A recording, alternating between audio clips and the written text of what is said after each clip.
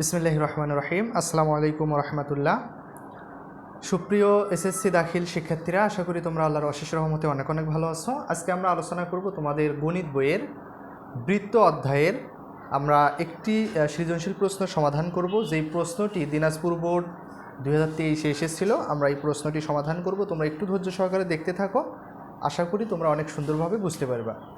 তো এখানে তোমরা যদি একটু লক্ষ্য করো, তোমাদের গাইড বইয়ে তোমরা দেখবা যে দিনাজপুর বোর্ডে এইরকম একটা চিত্র এসেছিল, ঠিক আছে। এখান থেকে বলা হচ্ছে যে চিত্রে ও কেন্দ্রবিশিষ্ট বৃত্তে PQRS একটি অন্তর্লিখিত চতুর্ভুজ। PQRS হচ্ছে একটা অন্তর্লিখিত চতুর্ভুজ, যার PQ আর QR যে বাহু আছে, যে PQ আর হইল QR যে বাহুদ্বয় আছে, এই বাহুদ্বয় হচ্ছে পরস্পর সমান। এখন বলা হচ্ছে ক নাম্বারে 5 সেন্টিমিটার ও 6 সেন্টিমিটার ব্যাস বিশিষ্ট দুইটি বৃত্ত, তাহলে 5 সেন্টিমিটার আর হচ্ছে 6 সেন্টিমিটার ব্যাস বিশিষ্ট দুইটা বৃত্ত পরস্পরকে অন্তঃস্পর্শ করলে তাদের কেন্দ্রদ্বয়ের মধ্যবর্তী দূরত্ব নির্ণয় করো। আচ্ছা, অন্তঃস্পর্শ কথাটার অর্থ কি? একটা বৃত্তের ভিতরেই আর একটা বৃত্ত অন্তভাবে স্পর্শ করবে, ঠিক আছে। একটা বৃত্তের ভিতরেই আর একটা বৃত্ত কী করবে? অন্তভাবে স্পর্শ করবে। তাহলে স্পর্শ করলে তাদের কেন্দ্রদ্বয়ের যে দূরত্ব, ঠিক আছে, কেন্দ্রদ্বয়ের মধ্যবর্তী দূরত্ব নির্ণয় করো অন্তঃস্পর্শ করলে। তো দুইটা বৃত্ত পরস্পরকে অন্তঃস্পর্শ করলে তাদের কেন্দ্রদ্বয়ের মধ্যবর্তী দূরত্ব নির্ণয়ের আমরা একটা সূত্র জানি বা বেসিক জানি, সেটা হচ্ছে কি করতে হয়? বৃত্তদ্বয়ের ব্যাসার্ধের অন্তরের সমান, বৃত্তদ্বয়ের ব্যাসার্ধের অন্তরের সমান অথবা বিয়োগফলের সমান। কিন্তু এখানে আমাদেরকে 5 সেন্টিমিটার ও 6 সেন্টিমিটার ব্যাস দেওয়া আছে, ব্যাসার্ধ কিন্তু নয়। তাহলে এখান থেকে বৃত্তদ্বয়ের ব্যাসার্ধ বের করব, এরপরে সেই ব্যাসার্ধের আমরা অন্তর বের করব বা বিয়োগফল বের করব। তাহলে যেটা বিয়োগফল হবে সেটাই হবে কেন্দ্রদ্বয়ের মধ্যবর্তী দূরত্ব, ঠিক আছে। তো আমরা একটু লক্ষ্য করি যে একটা বৃত্ত 5 সেন্টিমিটার, একটা 6, তাহলে যেটা বৃত্তের ব্যাস 6 সেন্টিমিটার আমরা আগে সেটার ব্যাসার্ধ বের করব, কারণ আমরা বিয়োগফল নির্ণয় করার সময় আমরা কি করি? বড় বৃত্ত থেকে ছোট বৃত্তের আমরা ব্যাসার্ধটা বিয়োগ করব, ঠিক আছে। তাহলে আমরা এখানে বলতে পারি যে একটি বৃত্তের ব্যাসার্ধ 6 সেন্টিমিটার দেওয়া আছে,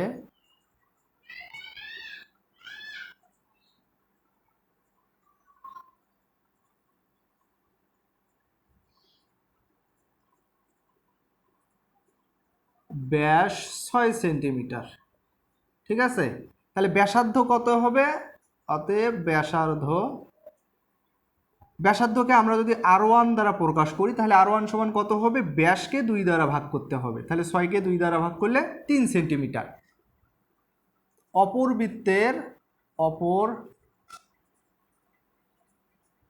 বৃত্তের ব্যাস দেওয়া আছে কত? 5 সেন্টিমিটার, ঠিক আছে, 5 সেন্টিমিটার। তাহলে ব্যাসার্ধ কত হবে? তাহলে একটা ব্যাসার্ধকে যেহেতু আমরা R1 দ্বারা প্রকাশ করেছি, আর একটাকে আমরা R2 দ্বারা প্রকাশ করলাম, তাহলে ব্যাসার্ধ কি হবে? ব্যাসকে 2 দ্বারা ভাগ করতে হবে, তাহলে এখান থেকে আমরা পাই হচ্ছে 2.5 সেন্টিমিটার, ঠিক আছে। তাহলে এখন ব্যাসার্ধের অন্তর বা বিয়োগফল, অতএব আমরা এখানে বলতে পারি তাদের কেন্দ্রদ্বয়ের মধ্যবর্তী দূরত্ব নির্ণয় করো। তাহলে কেন্দ্রদ্বয়ের মধ্যবর্তী দূরত্ব, কেন্দ্রদ্বয়ের মধ্যবর্তী দূরত্ব, তাহলে দূরত্বটা কি হবে? যেহেতু অন্তভাবে স্পর্শ করেছে, তাহলে আমাদের ব্যাসার্ধের বিয়োগফল হবে। তাহলে আমরা বলতে পারি R1 মাইনাস R2, ঠিক আছে। তাহলে R1 আমরা পেয়েছি হচ্ছে 3 সেন্টিমিটার আর R2 পেয়েছি হচ্ছে 2.5 সেন্টিমিটার, তাহলে এখান থেকে পাই 0.5 সেন্টিমিটার, ঠিক আছে। তো এটাই হচ্ছে আমাদের ক নাম্বার প্রশ্নের অ্যান্সার। আশা করি তোমরা অবশ্যই বুঝতে পেরেছো। আমরা এখন হচ্ছে খ নাম্বার যে প্রশ্ন আছে একটু সেটা সমাধান করি।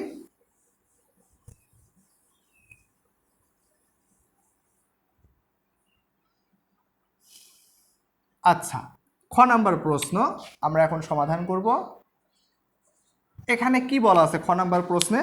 প্রমাণ করো যে PQ ও QR জ্যাদ্বয় কেন্দ্র হতে সমদূরবর্তী। প্রশ্নেই বলা ছিল PQ আর QR জ্যাদ্বয় সমান, এই যে PQ equal QR, P Q আর কিউ আর জেদয় সমান বলা ছিল। তাহলে আমাদেরকে এখন কি করতে হবে, কেন্দ্র থেকে যেহেতু সমান এবং দেখতে হবে যে কেন্দ্র থেকে তারা একই দূরত্বে অবস্থিত, এটাও আমাদেরকে প্রমাণ করতে হবে।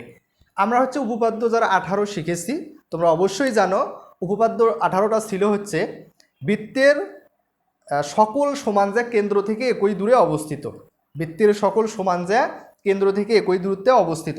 আমরা 18 নম্বর উপপাদ্যটা প্রমাণ করে দিয়েছি, তোমরা চাইলেই উপপাদ্যটা দেখে আসতে পারো। খুব মজা করে আমরা তোমাদেরকে শিখিয়েছি, আশা করি তোমরা অবশ্যই বুঝতে পারবা।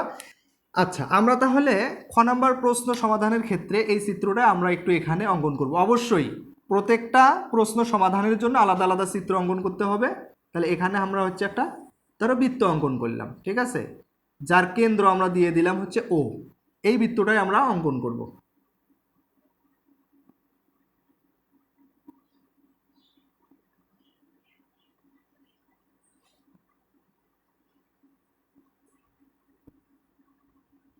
এটাই মনে করেন, ঠিক আছে। তাহলে পি কিউ আর এস, তাহলে ও কেন্দ্র বিশিষ্ট, পি কিউ আর এস হচ্ছে একটা কি বৃত্ত, ঠিক আছে।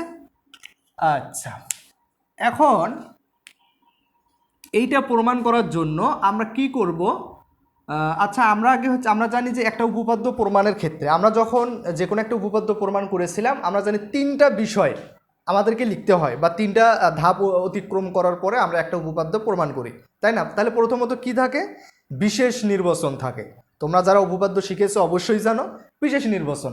তো এক্ষেত্রে আমরা আমাদেরকে উদ্দীপকে যা বলা আছে, চিত্র যা দেওয়া আছে সেই অনুযায়ী খ নাম্বারের শুরুতে আমাদেরকে হচ্ছে বিশেষ নির্বাচনটা লিখে নিতে হবে, ঠিক আছে। তাহলে আমরা এখানে বলতে পারি যে ও কেন্দ্র বিশিষ্ট বৃত্তে পি কিউ আর এস হচ্ছে অন্তর্লিখিত চতুর্ভুজ। আচ্ছা আমরা একটু লিখে দেই, ও কেন্দ্র বিশিষ্ট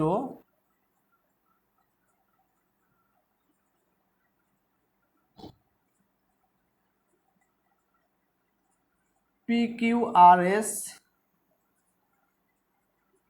অন্তর্লিখিত চতুর্ভুজ, ঠিক আছে। ও কেন্দ্র বিশিষ্ট বৃত্তে পি কিউ আর এস অন্তর্লিখিত চতুর্ভুজ যার P Q equal Q R, অর্থাৎ পি কিউ আর কিউ আর বাহুদ্বয় হচ্ছে পরস্পর সমান। এখন আমাদেরকে কি প্রমাণ করতে হবে, প্রমাণ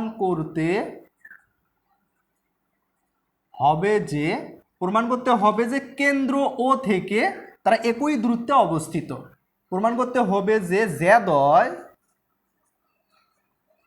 জেদয় কেন্দ্র থেকে একই দূরত্বে অবস্থিত, একই দূরত্বে অবস্থিত। আশা করি তোমরা অবশ্যই এই অংশটা বুঝতে পেরেছো, অবস্থিত, ঠিক আছে। এখন আমরা অঙ্কন করব, কি করব এখন, অঙ্কন। অঙ্কন কেন করা হয়, একটা উপপাদ্য কিভাবে সহজে প্রমাণ করা যায় সেজন্যই অঙ্কন করা হয়। তো আমরা কি করব, এই কেন্দ্র থেকে পি কিউ আর হচ্ছে কিউ আর জেডয়ের উপর আমরা দুইটা লম্ব অঙ্কন করব। কি করব, লম্ব অঙ্কন করব। তাহলে আমরা বলতে পারি ও ই লম্ব একটা, আর একটা আমরা বলতে পারি ও এফ একটা লম্ব। তাহলে আমরা ও ই আর ও এফ লম্ব অঙ্কন করি।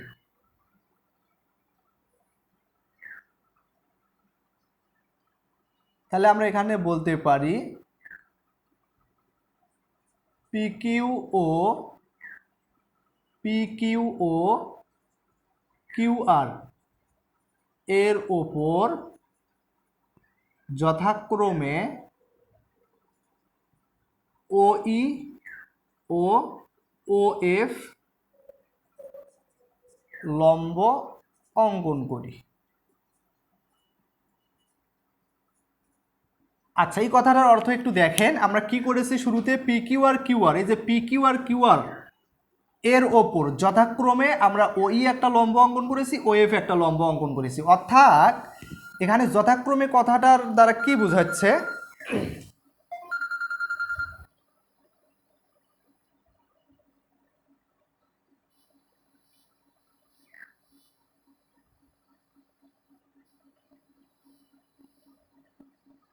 তাহলে একটু লক্ষ্য করেন এখানে যথাক্রমে কথাটার দ্বারা কি বোঝাচ্ছে, যথাক্রমে কথাটার দ্বারা যেহেতু আমাদের পিকিউ আগে আছে কিউ আর পরে আছে, তার মানে ওইটা পিকিউ এর উপর লম্ব, ওইটা পিকিউ এর উপর লম্ব, আর ওএফটা যেহেতু কিউ আর পরে আছে ওএফটা কিউ আর এর উপর লম্ব। ঠিক আছে, যথাক্রমে কথাটার দ্বারা এটাই, অর্থাৎ আগেরটার উপর আগে লম্ব হবে, পরেরটার উপর পরে লম্ব হবে, বুঝছেন তো। এরপরে আমরা কি করব, ও কমা পি আর ও কমা আর যোগ করব, ও কমা পি ও কমা আর যোগ করি।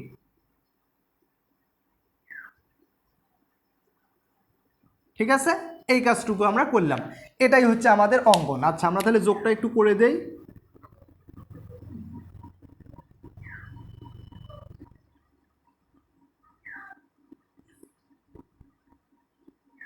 আচ্ছা আমরা তাহলে একটু যোগটা করে দেই।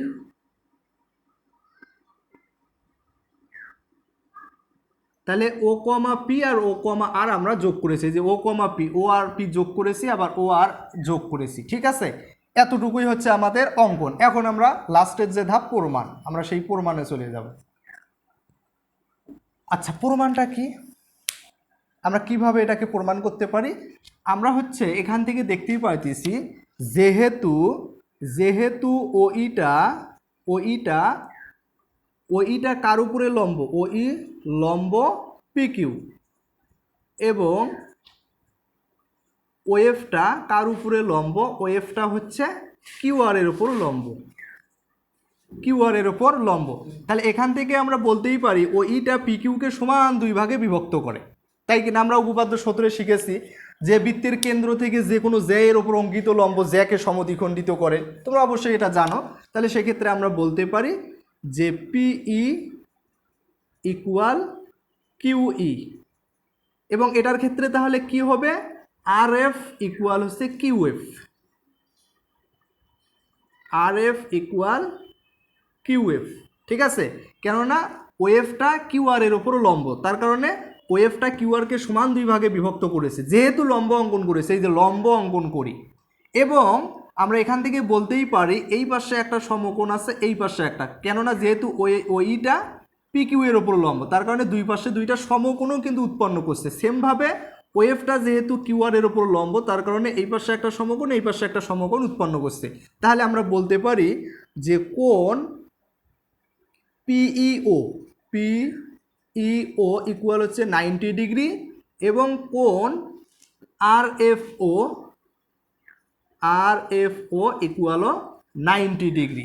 এটা অবশ্যই তোমরা বুঝতে পেরেছো, কেননা আমরা জানি একটা রেখার উপর যখন আর একটা রেখা লম্ব হয়ে দাঁড়ায় তখন দুই পাশে দুইটা সমকোণ উৎপন্ন করে, কেননা একটা রেখার উপরে 180 ডিগ্রি কোণ থাকে, যখনই লম্বভাবে দাঁড়ায় তখনই সেই 180কে সমান দুই ভাগে বিভক্ত করে। তাহলে 90 আর 90 যোগ করলে 180। তো আশা করি তোমরা অবশ্যই এই অংশটা বুঝতে পেরেছো। ঠিক আছে, আচ্ছা এখন শুরুতেই কিন্তু আমাদেরকে বলা ছিল যে পি কিউ আর কিউআর, অথবা প্রশ্নেই বলা ছিল পি কিউ আর কিউআর এই জ্যাদ্বয় হচ্ছে পরস্পর সমান, অথবা এই চতুর্ভুজের বাহুদ্বয় পরস্পর সমান। তাহলে আমরা এখন বলতে পারি যে এখন পি কিউ ইকুয়াল কিউআর এরা হচ্ছে পরস্পর সমান। তা আমরা যদি এখন পি কিউ এর অর্ধেক নেই তাহলে আমরা কি লিখতে পারি, হাফ পি কিউ। আবার কিউআর এর যদি অর্ধেক নেই তাহলে হাফ কিউআর। যেহেতু আমরা পিকিউ এর অর্ধেক নিয়েছি তাহলে কিউআর এরও অর্ধেক নিতে হবে, কেননা মাঝখানে ইকুয়াল চিহ্ন আছে। ঠিক আছে, তো এখন এখান থেকে দেখেন তো এই যে পিকিউ, এই যে পিকিউটা এটা হচ্ছে পুরা যদি পিকিউ হয় তাহলে আর পিইটা কি পিকিউ এর অর্ধেক না? এই যে যেমন এখানে ওইটা পিকিউ এর উপর লম্ব হওয়ার কারণে পিকিউকে সমান দুই ভাগে বিভক্ত করেছে, একটা হলো পিই আর একটা হলো কিউই। তাহলে কি আমরা হাফ পিকিউ এর পরিবর্তে পিই লিখতে পারি অথবা কিউই লিখতে পারি? অবশ্যই লিখতে পারি, কেননা ওইটা পিকিউকে সমান দুই ভাগে বিভক্ত করেছে, যেটা আমরা উপরেই দেখেছি, তাই কি না? তো এখন কথা হলো আমরা পিই নেব না কিউই নেব। যেহেতু আমরা কেন্দ্র ও থেকে পি যোগ করেছি তার কারণে পিইও একটা ত্রিভুজ দেখা যাচ্ছে, আবার আর ও এফ একটা ত্রিভুজ দেখা যাচ্ছে। তো এই ত্রিভুজের ক্ষেত্রে আমাদের পি বাহুটার প্রয়োজন, এ কারণে আমরা হাফ পি কিউ এর পরিবর্তে পি নিতে পারি। সেমভাবে এখানে হাফ কিউআর এর পরিবর্তে আমরা আর এফ নিতে পারি। ঠিক আছে, কি নিতে পারি? আর এফ। তার মানে আমরা এখান থেকে কি দেখলাম, এই যে পিইটা আর আর এফটা এই দুইটা হচ্ছে পরস্পর সমান। আমরা কিন্তু সেই যুক্তি দ্বারা এটা দেখাইলাম। ঠিক আছে, আশা করি তোমরা অবশ্যই এটা বুঝতে পেরেছ। তো এখন আমরা কি করব, ত্রিভুজ পিইও আর হচ্ছে ত্রিভুজ RFO, এই দুইটা ত্রিভুজ নিয়ে আমরা একটু কাজ করব। তো আমরা উপরের বিষয়গুলো একটু মিশাই দেই, ঠিক আছে? আচ্ছা, আমরা উপর থেকে একটু লিখি, তাহলে আমাদের সুবিধা হবে। আমরা একটু এখান থেকে লিখি। তাহলে আমরা এখন কি করব, এখানে যেহেতু আমাদের জায়গা কম, আমরা এখান থেকে একটু লিখি। ত্রিভুজ PEO এবং ত্রিভুজ RFO হতে পাই। তো এখন দেখেন তো এই ত্রিভুজদ্বয় হতে আমরা কি পাই। এখান থেকে আমরা লিখতে পারি OP equal OR। OP equal OR। কেন OP ইকুয়াল OR? আমরা দেখতেই পাচ্ছি ও কেন্দ্রবিষ্ট বৃত্তে OPটা হচ্ছে বৃত্তের ব্যাসার্ধ, আবার ও কেন্দ্রবিষ্ট বৃত্তে ORটা হচ্ছে বৃত্তের ব্যাসার্ধ। তো আমরা জানি একই বৃত্তের আমরা যদি অনেকগুলো ব্যাসার্ধ নিই তাহলে তারা অবশ্যই কী হবে, পরস্পর সমান হবে, তাই কি না? তাহলে OP ইকুয়াল OR, তাহলে আমরা এখানে সাইড নোটে দিতে পারি একই বৃত্তের ব্যাসার্ধ। একই বৃত্তের ব্যাসার্ধ, ঠিক আছে? আশা করি তোমরা এটা অবশ্যই বুঝতে পেরেছ। এখন আমরা কিছুক্ষণ আগেই দেখলাম যে PE বাহুটা আর RF বাহুটা, এই যে PEটা হচ্ছে PEO ত্রিভুজের একটা বাহু, আর RFটা হচ্ছে RFO ত্রিভুজের একটা বাহু। এই PE আর RF হচ্ছে পরস্পর সমান, যেটা আমরা এখানে দেখাইছি। তো এখানে আমরা লিখতে পারি যে PE ইকুয়াল হচ্ছে RF, ঠিক আছে? এরপরে আমরা এই যে PEO যে কোণটা, এই কোণটা 90 ডিগ্রি, RFO কোণটাও 90 ডিগ্রি, যেটা আমরা উপরেই দেখাইছিলাম। তাহলে এখানে আমরা লিখতে পারি যে কোণ PEO ইকুয়াল হচ্ছে কোণ RFO। যেহেতু দুটাই 90 ডিগ্রি করি, তাহলে কোণ PEO সমান কোণ RFO লেখা যায়। তাহলে এখান থেকে আসলে আমরা কি দেখতে পারতেছি, PEO ত্রিভুজের দুইটা বাহু RFO ত্রিভুজের দুইটা বাহু সমান, এবং PEO ত্রিভুজের একটা কোণ RFO ত্রিভুজের একটা কোণের সমান। অর্থাৎ PEO ত্রিভুজের দুইটা বাহু একটা কোণ, RFO ত্রিভুজের দুইটা বাহু একটা কোণের সমান। তো আমরা কি জানি যে একটা ত্রিভুজের দুইটা বাহু একটা কোণ, অপর একটা ত্রিভুজের দুইটা বাহু একটা কোণের সমান হলে ত্রিভুজদ্বয় সর্বসম হয়। তাহলে এখান থেকে আমরা বলতেই পারি ত্রিভুজ PEO সর্বসম ত্রিভুজ RFO, এই কথাটা কিন্তু আমরা বলতে পারি, ঠিক আছে? আশা করি তোমরা অবশ্যই বুঝতে পারতেছ। তাহলে আমরা বলতে পারি যে সুতরাং ত্রিভুজ PEO সর্বসম ত্রিভুজ RFO, ঠিক আছে? তাহলে সর্বসম কথাটার অর্থ ম্যাথমেটিক্যালি কি বোঝায়? সর্বমানে সবাই সমমানে সমান।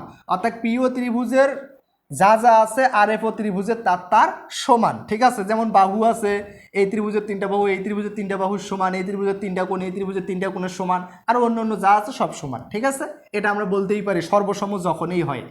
এখন আসলে আমাদের তো অত কিছুর প্রয়োজন নাই। তো আমরা দেখলাম দুইটা ত্রিভুজকে সর্বসম প্রমাণ করতে যায় আমাদের PE বাহুটা আর OP বাহুটা চলে গেছে এই ত্রিভুজের, আবার এই ত্রিভুজের OR বাহুটা আর RF বাহুটা চলে গেছে। তাহলে এই ত্রিভুজের দুইটা বাহু অবশিষ্ট আছে, একটা হলো OE আর একটা হচ্ছে OF। তাহলে আমরা বলতেই পারি যে অতএব OE ইকুয়াল হচ্ছে OF। এখন OE আর OF হচ্ছে কারা? এখানে OE ও OF হলো, আমরা এখানে লিখতেই পারি যে এখানে OE ও OF কেন্দ্র থেকে PQ ও QR এর ওপর লম্ব দূরত্ব, ঠিক আছে? লম্ব দূরত্ব। তাহলে আমাদেরকে আসলে কি প্রমাণ করতে বলা হয়েছিল?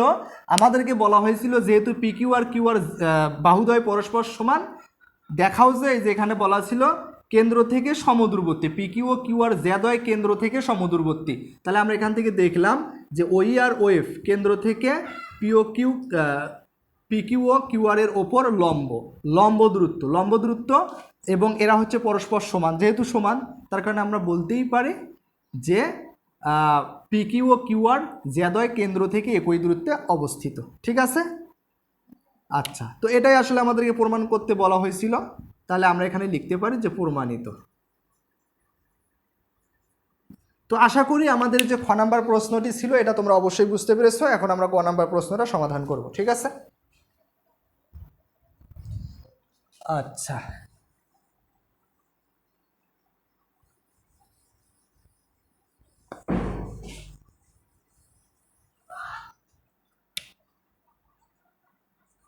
আচ্ছা, গ নাম্বার প্রশ্নে কি বলা আছে, প্রমাণ করো যে কোন পি কিউ আর এই যে কোনটা, এই যে কোনটা, ঠিক আছে, এই পুরো কোনটা এর বিপরীত কোণ পিএসআর, এর বিপরীত কোণ হচ্ছে যে পিএসআর, এর সমষ্টি দুই সমকোণ, অর্থাৎ পি কিউ আর কোণ পি কিউ আর প্লাস কোণ পিএসআর, এই দুইটা কোণের সমষ্টি দুই সমকোণ বা 180 ডিগ্রি, এটাই আমাদেরকে প্রমাণ করতে হবে। আমরা একটা হচ্ছে উপপাদ্য শিখেছিলাম যে বৃত্তে অন্তর্লিখিত চতুর্ভুজের যে কোনো দুইটি বিপরীত কোণের সমষ্টি 180 ডিগ্রি বা দুই সমকোণ, এটা কিন্তু আসলে সেই রকমই দেখা যাচ্ছে। ঠিক আছে, তোমরা যারা সেই ওই উপপাদ্যটা শিখে এসেছো তোমরা অবশ্যই পারবা। ঠিক আছে, আমাদের এই যে বৃত্ত অধ্যায়ে ঠিক আছে, আমাদের হচ্ছে উপপাদ্য কয়টা আছে, 17 থেকে 27 পর্যন্ত। ঠিক আছে, আমাদের 11টা উপপাদ্য আছে, 11টা।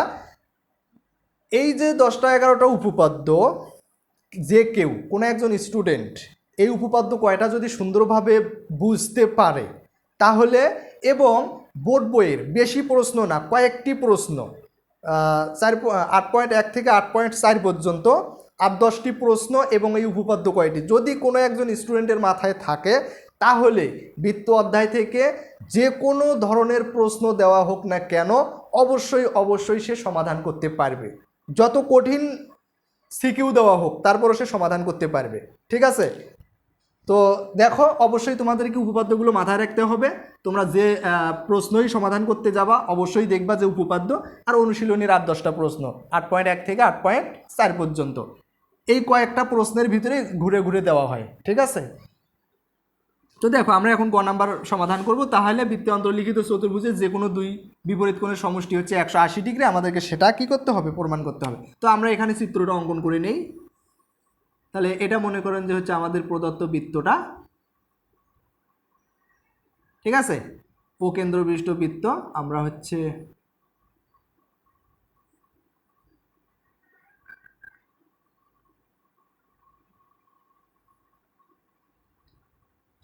পি কিউ আর এস। আচ্ছা, তাহলে গ নাম্বার প্রশ্নের ক্ষেত্রেও আমরা কি লিখব, আমাদের হচ্ছে যেহেতু এটাও একটা উপপাদ্যের মতো বিশেষ নির্বাচন অঙ্কন প্রমাণ 3টা ধাপে আমাদেরকে অনুসরণ করতে হবে, অতিক্রম করতে হবে। তো আমরা এখানে লিখতে পারি যে ও কেন্দ্র বিশিষ্ট বৃত্তে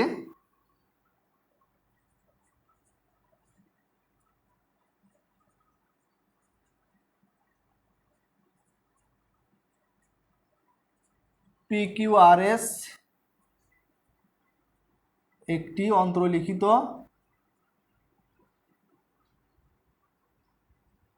চতুর্ভুজ।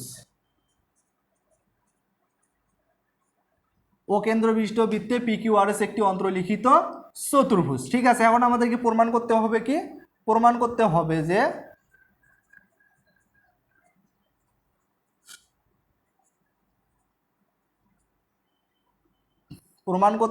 যে কোন PQR প্লাস কোন, যেহেতু এটার বিপরীত কোণ পিএসআর ইকুয়াল হচ্ছে 180 ডিগ্রি বা দুই সমকোণ, এটা আমাদেরকে প্রমাণ করতে হবে। ঠিক আছে, এখন আমরা হচ্ছে অঙ্কন করব। তাহলে অঙ্কনটা আসলে আমাদেরকে কি করতে হবে, আমরা জাস্ট কেন্দ্র থেকে ও কমা পি আর ও কমা আর যোগ করব। ঠিক আছে,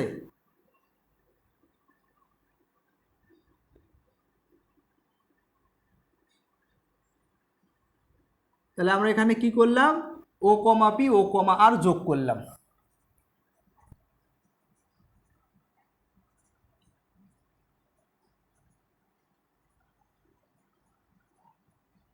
যোগ করি। ঠিক আছে, তাহলে আমাদের এতটুকু অঙ্কনেই আমরা জাস্ট করব আমাদের গ নাম্বার প্রশ্নটা সমাধানের জন্য।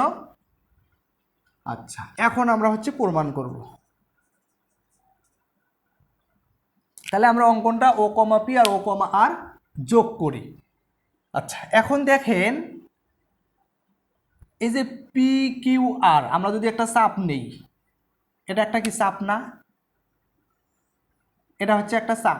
ঠিক আছে, তাহলে আমরা বলতে পারি যে পি কিউ আর চাপের ওপর, পি কিউ আর চাপের উপর দণ্ডায়মান কেন্দ্রস্থ কোণ।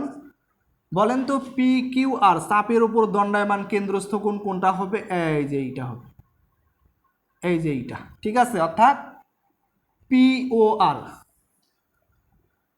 আমরা এখানে এটাকে, যেহেতু এই কোণটা একটু বড়, তো এটাকে আমরা বলতে পারি প্রবৃদ্ধ কেন্দ্রস্থ, প্রবৃদ্ধ কোণ পি ও আর, এবং বৃত্তস্থ কোণ কি হবে? এই পি থেকে এসে গেছে, আর থেকে এসে গেছে, পিএসআর। ঠিক আছে। আচ্ছা, এটাকে আমরা দেব। আচ্ছা, এরপর আমরা কি জানি, যেহেতু আমরা এখানে দেখলাম যে পি কিউ আর চাপের উপর দণ্ডায়মান কেন্দ্রস্থ কোণ হচ্ছে পিও আর, প্রবৃদ্ধ কোণ পিও আর, এবং বৃত্তস্থ কোণ পি থেকে এসে গেছে, আর থেকে এসে গেছে, পিএসআর। বৃত্তস্থ কোণ আমরা জানি কেন্দ্রস্থ কোণ কেন্দ্রে উৎপন্ন হয়, বৃত্তস্থ কোণ পরিধির উপরে উৎপন্ন হয়। তাহলে আমরা কি জানি যে বৃত্তের একই চাপের উপর দণ্ডায়মান কেন্দ্রস্থ কোণ বৃত্তস্থ কোণের দ্বিগুণ। তাহলে এখানে আমরা বলতে পারি প্রবৃদ্ধ কোণ পিও আর ইকুয়াল টু কোণ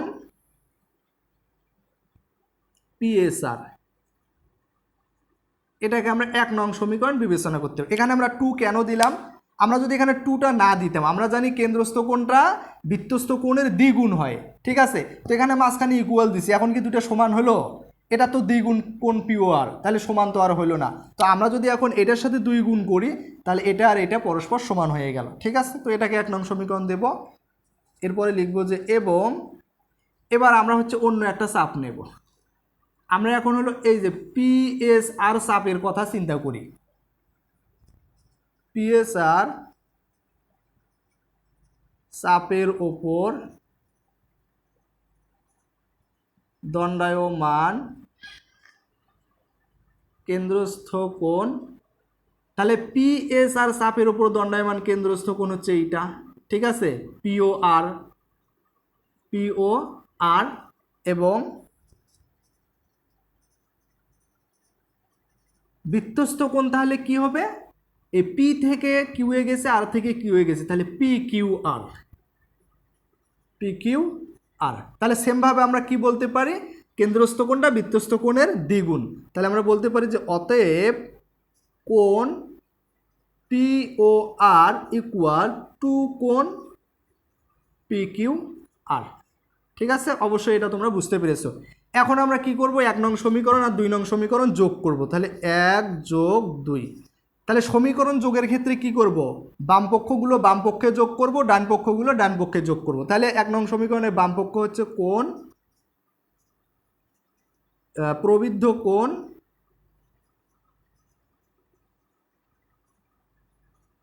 পিও আর, আর 2 নং সমীকরণের বাম পক্ষ হচ্ছে কোণ পিও আর।